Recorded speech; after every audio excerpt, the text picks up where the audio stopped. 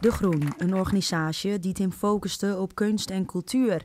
Maar nu krijgen ze meer oog voor de sociale en verbindende kant.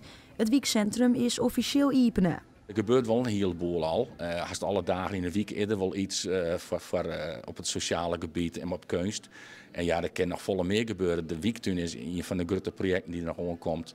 Maar ook een gezamenlijke keuken willen we hier meidje. Om in groepen eten zien te kennen en met elkaar eten. Dat jouwt ook een heel soort verbinding.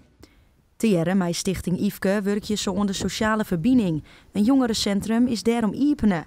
Maar ze willen haar echt waande houden met een orendoelgroep. Ja, hier komen jongeren naartoe die na school een plek zoeken waar ze zich welkom voelen. Waar ze anderen kunnen ontmoeten. En sommige jongeren hebben niet altijd veel netwerk. En hier verstevigen we ook dat netwerk en daar nodigen jongeren voor uit. Het is een plek waar we ook ontmoeting voor ouderen willen.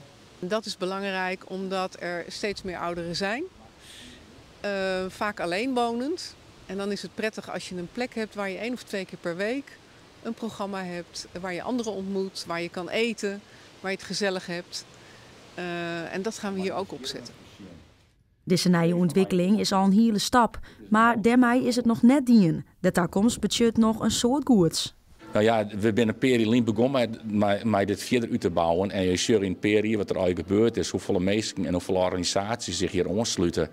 Dat is alleen maar mooi. En de sky is the limit, we gaan gewoon terug.